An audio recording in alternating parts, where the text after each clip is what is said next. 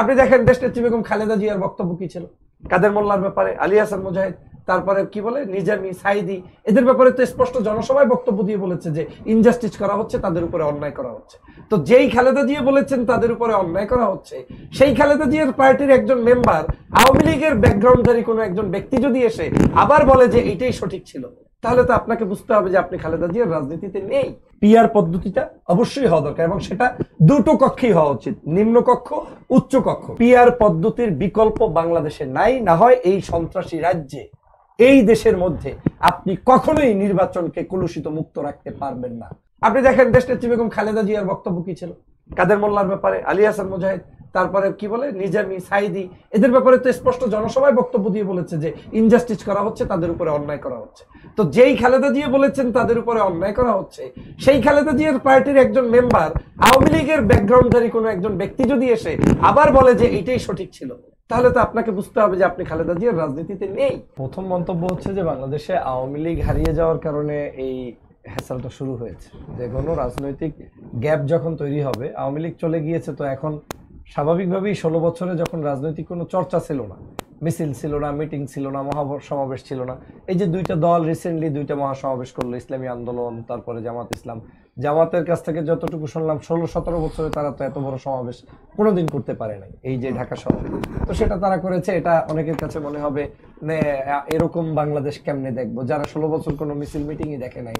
আবার অনেকের কাছে মনে হবে এটা অতিরিক্ত কিছু হচ্ছে কিনা, আবার অনেকের কাছে মনে হবে এটা বিএনপির প্রতিদ্বন্দ্বী কিনা। কিন্তু আমি মনে করি এটা এক ধরনের গণতান্ত্রিক প্র্যাকটিসটা এখন শুরু হয়েছে এবং সেই শুরুর জায়গায় যুদ্ধটা চলছে। তবে ব্যাড প্র্যাকটিস হইতে যে যুদ্ধটা হচ্ছে, যেমন আপনারা বিএনপিকে আমি এমন কোনো শব্দ চয়নে ঘায়েল করব যেই শব্দ চয়নটা হাসিনা করে ঘায়েল করেছে, কিংবা জামাতকে আমি বিএনপির পক্ষ থেকে এমন কোনো শব্দ চয়ন উচ্চারণ করব যেমন রাজাকার ট্যাগ লাগানো, তারপরে মুক্তিযুদ্ধের ইতিহাসগুলোকে আবার টেনে এনে এই ধরেন আওয়ামী লীগের মানে বন্দনা যারা করে সারাদিন, ফজলুর রহমান সাহেব, তারপরে আমাদের হাবিব ভাই তো নতুনে আবার দেখলাম কি আর একটা ইস্যু নিয়ে আসলো যে ভোট সেন্টারে জামাতের কেউ গেলে তাদেরকে সুস্থ শরীরে বাড়িতেই হয়তো ফেরত যেতে পারবে না। এই যে শব্দ চয়নগুলো করা হচ্ছে, এটা তো আবার ফ্যাসিবাদের একটা পদধ্বনি। এটা তো জিয়া রহমানের রাজনৈতিক দলের স্ট্রাকচার না এবং তাদের দর্শনও না। যেমন শহীদ রাষ্ট্রপতি জিয়া রহমান 1975-এর সেই পট পরিবর্তনের পরে শেখ মুজিবুর রহমানের কাছ থেকে বাংলাদেশের জায়গার পরিবর্তনের মূল জনপ্রিয়তার জায়গাটাই ছিল বহুদলীয় গণতন্ত্র, পত্রপত্রিকা উন্মুক্তকরণ, রাজনীতিবিদদেরকে এখানে নিয়ে আসা, রাজাকার আলবদর আল শামসের ট্যাগিং এর রাজনীতি বন্ধ করে দেয়া, সমগ্র মানুষগুলোকে। শাহ আজিজুর রহমান কে ছিলেন, তাকে প্রধানমন্ত্রী বানাইলেন জিয়া রহমান। আজকের সেই জায়গা থেকে বাংলাদেশের নতুন একটি দেশ দেখার যেখানে স্বপ্ন, সেখানে আবার বিএনপির পক্ষ থেকে জামাতের সাথে শিবিরের সাথে দূরত্ব, এই তৈরিটাও সুন্দর। এই দূরত্বটা কেন হয়েছে ভাই, এই জিনিসটাও কিন্তু আমাদের বলতে হবে। দূরত্বগুলো কারা টেনে আনছে সেই আলাপটাও কিন্তু আমাদের মাঝে জরুরি। এই টানাটানির কারণেই, এটাই বলছি, আপনার কথা রেশ ধরেই বলছি যে এই টানাটানি করার কারণেই মূলত এটার কোনোদিন আর শেষ হবে না। আপনি যদি জার্নি এখানে স্টপ করতে চান তাহলে এখানেই ফুল স্টপ দিতে হবে যে আজকে শেষ, আজকেই শেষ। আমার শত্রু, কমন শত্রু, দেশের শত্রু আওয়ামী লীগ এবং ফ্যাসিবাদ। আপনি যখনই বলবেন আমরা ঐক্য চাই, আপনি যখনই বলবেন আমরা সৌহার্দ্যপূর্ণ আচরণ চাই, আবার এট দ্য সেম টাইম আমি সেই আচরণটাই করছি যেই আচরণটা শেখ হাসিনা করে গিয়েছে। আপনি দেখেন দেশনেত্রী বেগম খালেদা জিয়ার বক্তব্য কি ছিল কাদের মোল্লার ব্যাপারে, আলী হাসান মুজাহিদ, তারপরে কি বলে নিজামী, সাইদি, এদের ব্যাপারে তো স্পষ্ট জনসভায় বক্তব্য দিয়ে বলেছে যে ইনজাস্টিস করা হচ্ছে, তাদের উপরে অন্যায় করা হচ্ছে। তো যেই খালেদা জিয়া বলেছেন তাদের উপরে অন্যায় করা হচ্ছে, সেই খালেদা জিয়ার পার্টির একজন মেম্বার, আওয়ামী লীগের ব্যাকগ্রাউন্ডধারী কোনো একজন ব্যক্তি যদি এসে আবার বলে যে এটাই সঠিক ছিল, তাহলে তো আপনাকে বুঝতে হবে যে আপনি খালেদা জিয়ার রাজনীতিতে নেই। আর রাজনীতিতে খালেদা জিয়া কেন এত জনপ্রিয় এবং এখনো সবচেয়ে জননন্দিত? বিকজ অফ তার balance of power, say balance of টক, তার সবকিছুতে সবসময় সে এমন কিছু, এখনো এত কিছু হয় বিএনপি জামাতের, খালেদা জিয়ার কাছে একটা বোমা মেরেও একটা শব্দ চয়ন বের করতে পারবেন না। 5ই আগস্ট শেখ হাসিনা পালিয়ে গিয়েছে, আমরা অনেক হিংস্র ভাষায়, নর্মাল ভাষায়, ভদ্র ভাষায় শেখ হাসিনাকে গালিগালাজ করেছি। খালেদা জিয়ার পক্ষ থেকে একটা স্টেটমেন্ট আপনি ভিডিও কিংবা অডিও ভাইরাল দেখাতে পারবেন যে তিনি খুশি হয়ে উচ্ছ্বাসিত হয়ে এমন একটা হাসি দিয়েছেন যে হাসির সৌন্দর্যতাটা সুন্দর নয়? এই কাজটা তিনি করেন নাই। তো যে করেন নাই তার কারণে আজকের বাংলাদেশের মানুষ এখনো ঐক্যের স্বপ্ন দেখে। আমি এটা কেন বলছি দলমতের ঊর্ধ্বে উঠে, বাংলাদেশে যদি আমাদেরকে ওই জায়গায় স্টপ করতে হয় তাহলে এই 53 বছর পরে এখন আর কাউকে খোঁজার দরকার নেই। এখনো যদি ঢাকা বিশ্ববিদ্যালয় মিছিল হয় কি অমুকে পাকিস্তান, অমুকে অমুক অমুকে স্থান, এই জিনিসগুলো তো আমার 26 বছরের আমার ভাইরা বা 20 বছর, আমি জানি না আমাদের ভাইয়ের বয়স কত হবে, এই তো 25-30 আমাদের মধ্যেই তো তো 30 বছরের একজন যুবককে আপনি এখনো সেই যুদ্ধের মধ্যে টেনে নেবেন কেন? এই জিনিসগুলো আমাদের পরিহার করতে হবে। যে জায়গাটায় আমি আসছি, যেটা যেহেতু আপনি বলেছেন যে বিএনপি জামাতের গ্যাপটা কোথায়, এই গ্যাপটা আমাদের টকিং গ্যাপ, আর কিচ্ছু না। আমাদের মুখের দোষে আজকের এই বাংলাদেশের সমস্যা তৈরি হচ্ছে। এই মুখের দোষটা বন্ধ করতে হবে, এবং সেক্ষেত্রে শুধু বিএনপি কে উদ্যোগী হলে হবে না, জামাতকেও হতে হবে, সফট মাইন্ডেড হতে হবে। আর বিএনপি কে বেশি কেন করতে হবে?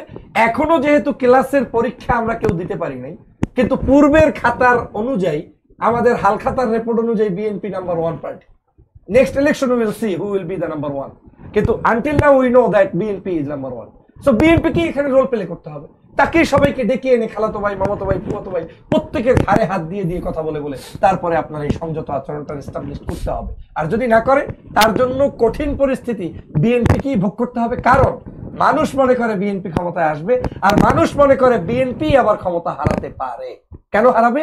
বিকজ অফ এই ধরনের ক্যারেক্টার যেটা আওয়ামী লীগ করেছে। এটা করলে আমি পিআর পদ্ধতি নিয়ে একটা কিছু গুড মানে যে জায়গাটা থেকে আমি মনে করি যে আমাদের আসলে পিআর নিয়ে জনসচেতনতা বৃদ্ধি করা দরকার।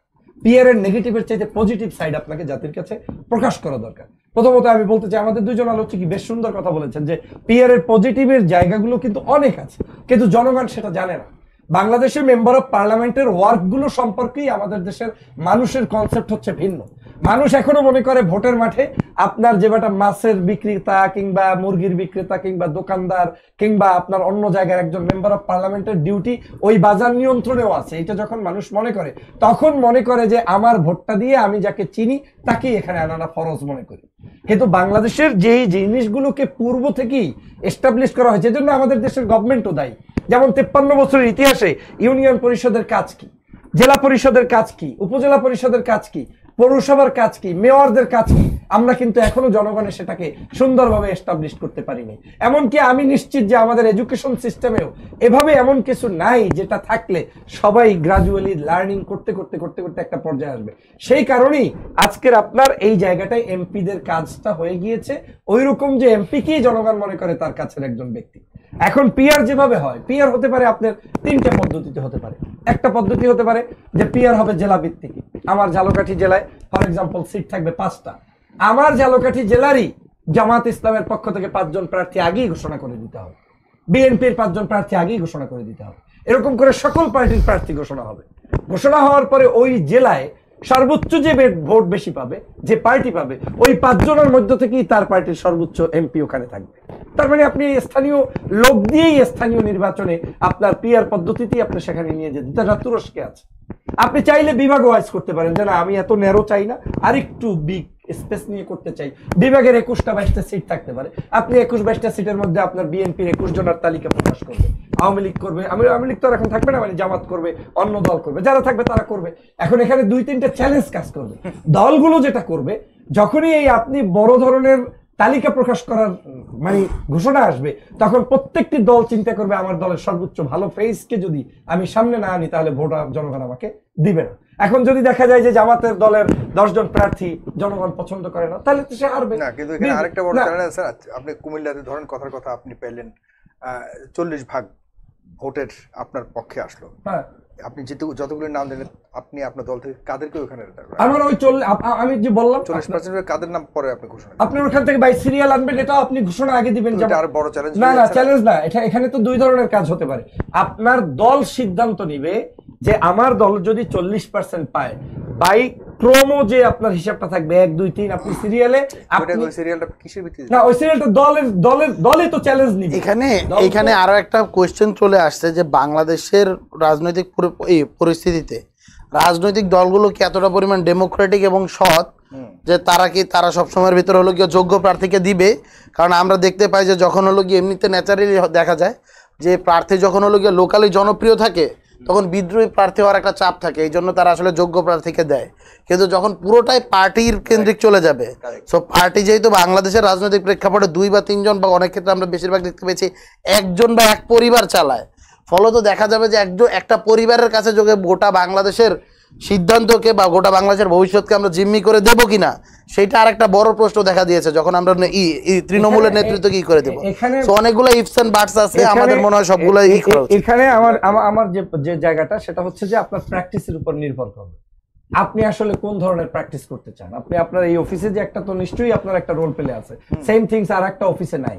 এখানে হচ্ছে আপনি যখনই দলগুলো চ্যালেঞ্জের মধ্যে পড়বে যে আমার তালিকা কার চাইতে বেস্ট হবে, আমি বিএনপির চাইতে বেস্ট করব, আমি জামাতের চাইতে বেস্ট করব, এই যে বেস্ট করার প্রতিযোগিতা হবে, স্বাভাবিকভাবেই তার আপনি যে সংখ্যার কথাটার জায়গাটায় আছেন যে দলের মধ্যে একচ্ছত্র আধিপত্য দিয়ে যাকে খুশি তাকে দিয়ে দেবো, এমনটা তো আপনি তখন আর করবেন না। তখন আপনি একবার করলেও দ্বিতীয়বার আর করতে পারবেন না। যেমন প্রথমবার আপনি করে যখন শর্ট খাবেন, যে উনি কি কারণে হয়েছে, উনি টাকা পয়সা নিয়ে নমিনেশন গুলো একে একে তালিকা করে দিয়েছে, কিন্তু তালিকা অনুযায়ী লোকগুলো খারাপ, ভোটে পাবে না। ভোট না পেলে পরবর্তীতে সে তো এমনি আর ওই ভবিষ্যতে ওই কাজ করতে যাবে না। আপনাকে তো এটা প্র্যাকটিসের মধ্যে নিয়ে আসতে হবে। আর তৃতীয় যেটা, সেটা হচ্ছে আপনি সমগ্র বাংলাদেশ ব্যাপীও করতে পারেন। সেক্ষেত্রে আপনার 300 আসনের তালিকাই প্রকাশ করে তারপরে ওখান থেকে পার্সেন্টেজের ভিত্তিতে, কিন্তু সেটা একটা জটিলতা হলো স্থানীয় লোক পাওয়া দুষ্কর হয়ে যেতে পারে, যেটা আপনারা চান যে আমার এলাকার এমপি আমারই হোক। কিন্তু যদি আপনি জেলা এবং বিভাগ ভিত্তিক করেন, তাহলে মিনিমাম আপনার এলাকার লোকই আপনার আশেপাশের মধ্যে থেকেই আপনার নিয়ন্ত্রণ থাকবে। আর একটা জিনিস আপনি বুঝতে কষ্ট হয় কেন, আমাদের বাংলাদেশে এখনকার বিদ্যমান আইনেও তো 3টি আসনে যখন নির্বাচন করে, একজনের বাড়ি গোপালগঞ্জ, সে তো ঢাকায়ও নির্বাচন করে।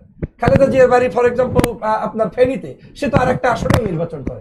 নির্বাচন করার পরে দেখা যায় যে একটা আসন ছেড়ে দিয়ে ওইটা আসে। তো যদি সেই জায়গায় প্র্যাকটিস থেকে থাকতে পারে, মওদুদ আহমেদ সাহেব যখন এই সর্বশেষ বিএনপি যখন কম সিট পেয়েছিল, সেই সময় সে খালেদা জিয়ার সিট ছাড়া বগুড়ায় তিনি নির্বাচন করেছেন না। এটা হচ্ছে মেন্টাল, আপনার নিজের চিন্তা দর্শনের উপরে নির্ভর করবে যে কোনটা আসবে। কিন্তু যে সুবিধাটা আপনি পাবেন, সুবিধার মধ্যে জায়গাগুলোই খুঁজতে হবে। যেমন নৈরাজ্য থাকবে না, সন্ত্রাস থাকবে না, চাঁদাবাজি থাকবে না, দুষ্টামি থাকবে না, ওইরকম অনৈতিক টাকা পয়সার লেনদেন থাকবে না, ছড়াছড়ি থাকবে না। আপনার এই জায়গায় আদর্শের একটা লড়াই হবে। যেমন মানুষ যদি মনে করে যে আমি বিএনপিকে ভোট দেবো, দেবে। যদি মনে করে না আমার ভালো লাগে না, আমার কাছে মনে হচ্ছে যে জামাতকে ভোট দেবো, আমার মার্কা দেখে আমার একটা ইমোশন কাজ করতেছে, ইউ ক্যান উইন। এই যে জায়গাটা, আর সর্বোপরি হচ্ছে যে পার্সেন্টেজ চয়েসগুলি সিম্পল এন্ড সেন্ট্রালাইজড, না সেন্ট্রালাইজ হবে। এবং আরেকটা হচ্ছে যে প্রত্যেকটি দলই, যেমন আমরা এখন বলি যে আমরা জাতীয় সরকার গঠন করি, আমার তো জাতীয় সরকারটাই চলে আসবে ওই জায়গায়। আপনার আমার বক্তার পূর্ববর্তী বক্তার এই অনুযায়ী যে মিনিমাম ছোট একটা দলও 1% ভোট পেয়ে যেতে পারে। তো 1% পেলে তো 300 আসনে সে 3টা পেয়ে গেল। তো 3টা তো এখন সে জোট করেও বিএনপির সাথে, ফর এক্সাম্পল নুরুল গণ অধিকার পরিষদ একটা সিট পাইতে পাবেই না। তো এভাবে করে কিন্তু হচ্ছে। আর একটা নেগেটিভ মানুষ মার্কেটিং করে যে এটা করলে হবে কি, কিছু কিছু উইং এখানে ঢুকে যেতে পারে। আপনি কাকে বলছেন কিছু কিছু উইং ঢুকে যেতে পারে? বাংলাদেশের বিদ্যমান আইনেও হাসানুল হক ইনু, রাশেদ খান মেনন কোন জায়গায় মেম্বারি ইলেকশনে নিজে যদি দাঁড়ায় ভোট পাবে না, কিন্তু আওয়ামী লীগের কাঁধে চড়ে তারা কিন্তু বাংলাদেশের সংসদ সদস্য হিসেবে আছে। বাংলাদেশে আপনি বলতে পারেন হিন্দু ভাইদের আলাদা তারা একটা পার্টি করে নির্বাচন করবে, অসুবিধা কি? তারা কি তাদের অধিকার প্রতিষ্ঠা করবে না? কিন্তু এই হিন্দু ভাইরা কিন্তু বিএনপি এবং আওয়ামী লীগের কাঁধে চড়ে যে পরিমাণ সংসদ সদস্য এখন আছে, তাও কাউন্ট করলে আপনার মোর দ্যান 20 হবে, মোর দ্যান মানে 15 হবে। তাহলে কি হচ্ছে, যেই লোক সেই তারা তো ঘুরে ফিরে আর একটা জায়গা থেকে আসবে। কিন্তু এই আশাটার মধ্যে ক্ষতি নেই, বরং উপকার আছে। উপকার আছে ওই ভোটগুলো একটা সময় একটি গোষ্ঠীর উপরে নির্ভর করে ভোট দিত, সেই ভোটটাও বরঞ্চ সেন্ট্রালাইজ হবে। তখন কি হবে, এই যে একটু আগে বললেন যে ডানপন্থী কিছু রাজনৈতিক দল আছে, যে দলগুলো কখনোই ভালো রেজাল্ট করতে পারে না, তারা সেখানে ভালো রেজাল্ট করবে, তারা সেখানে প্রতিনিধিত্ব নিয়ে আসতে পারবে। তখন তো আর আপনার এখানে কাউকে প্রতিনিধি আনার জন্য নতুন করে সংগ্রাম করতে হয় না। আমি সেই জায়গা থেকে মনে করি যে পিআর পদ্ধতিটা অবশ্যই হওয়া দরকার, এবং সেটা দুটো কক্ষেই হওয়া উচিত, নিম্ন কক্ষ, উচ্চ কক্ষ। এখন আপনি আসতে পারেন যে বাংলাদেশের প্রেক্ষাপটে বর্তমান ইলেকশনে যদি এমনটা হয় যে তাহলে নিম্ন কক্ষে হলো না, যেটা আমাদের ভাই বলার চেষ্টা করেছেন যে এখনই ইমিডিয়েট এই অ্যাকশনে যাওয়া যাবে কিনা, যদি let's say if you don't go, তাহলে কি করতে হবে, উচ্চ কক্ষে আপনি যে 100 আসনে যদি হয়, এই 100 আসনের ব্যালট আপনাকে আলাদা করে দিতে হবে। সারা বাংলাদেশে 2টা ব্যালটে ভোট হবে। একটা হবে ওই স্থানীয় যে বিএনপির দাঁড়িয়েছে, জামাতের দাঁড়িয়েছে, তাদের ইলেকশনের ব্যালট। আর একটা হবে সেন্ট্রাল ব্যালট, যেটা হবে উচ্চ কক্ষের জন্য। সেখানে শুধু মার্কাই থাকবে। এই মার্কায় মানুষ ভোট দিবে, ধানের শীষে ভোট দিবে, দাঁড়িপাল্লায় ভোট দিবে আরেকজনকে। ওই পার্টির তালিকা ওই 100 জনের আগেই তারা প্রকাশ করে দিবে যে আমাদের উচ্চ কক্ষের জন্য আমরা যদি 100তে 100%ই ভোট পাই, তাহলে আমরা এতজনকে দিব, এবং সিরিয়াল এই। তাহলে হবে কি, আপনি ভালো পিপলদের পিকচারটা বিফোর ইলেকশন আপনি দেখতে পারবেন এবং তাদেরকে সেখানে নিয়ে যেতে পারবেন।